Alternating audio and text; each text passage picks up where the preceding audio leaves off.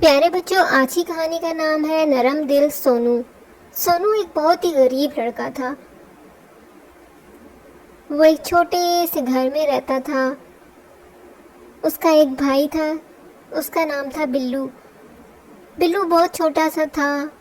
سونو سمجھدار تھا، لیکن بلو ہر ٹائم کسی نہ کسی چیز کی ضد کرتا رہتا تھا اور ہر ٹائم ناراض رہتا تھا، کیونکہ اس کی کوئی بھی وش پوری نہیں ہوتی تھی، کیونکہ اس کے پاپا کے پاس پیسے ہی نہیں تھے۔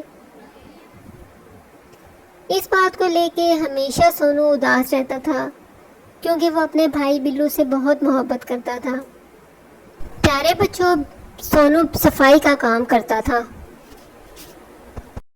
صفائی کرتے ہوئے اس کو ایک رنگ ملی اور رنگ میں سے گرد اور غبار صاف کرتے ہی ایک دم ایک جن آ گیا۔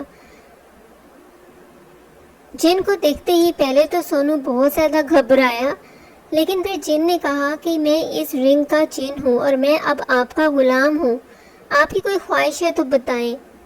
سونو نے ڈرتے ڈرتے سوچا کہ چونکہ میرا بھائی بھوکا ہے، اس لیے میں اس سے کھانا مانگ لیتا ہوں۔ سونو نے کہا کہ مجھے ایک اچھا سا کھانا مجھے لا کے دو۔ جن نے پلک جھپکتے ہی اس کو نئے بڑے مزیدار قسم کے برگر اور یہ چپس وغیرہ لا کے دی، جو کہ اس کے بھائی بلو کو بہت پسند تھی۔ وہ گھر لے کے جا رہا تھا کہ اس کو راستے میں ایک ضرورت مند ملا۔ اس آدمی نے کہا کہ میں بھوکا ہوں۔ سونو نے وہ سارا کھانا اس بوڑھے آدمی کو دے دیا۔ جن یہ سب کچھ دیکھ رہا تھا۔ جن نے اس کو دوبارہ کھانا لا کے دیا تاکہ وہ اپنے بھائی بلو کو دے سکے۔ وہ کچھ ہی قدم آگے گئے تھے تو سونو کو ایک اور غریب لڑکا ملا اور اس نے کہا کہ میں بہت ہی غریب ہوں اور میں نے 3 دن سے کچھ بھی نہیں کھایا، میرے بچے بھی بھوکے ہیں۔ سونو نے وہ کھانا بھی اس کو دے دیا۔ جن یہ بھی دیکھ رہا تھا۔ جن نے اس کو تیسری دفعہ کھانا لا کے دیا کہ یہ اپنے بھائی بلو کو دے دو۔ اس دفعہ کھانا پہلے 2 وجہ سے بھی زیادہ مزیدار تھا۔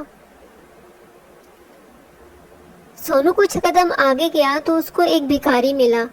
اس نے وہ کھانا بھکاری کو دے دیا، کیونکہ اس کے دینے کے لیے اور کچھ نہیں تھا۔ جن نے یہ سب کچھ دیکھا تو جن بہت ہی متاثر ہوا۔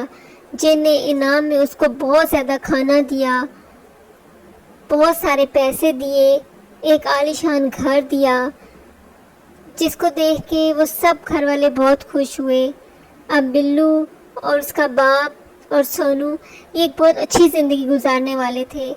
پیارے بچوں، یہ سب اس کے نرم دلی کا نتیجہ تھا اور اچھا کام کرنے کا صلہ تھا۔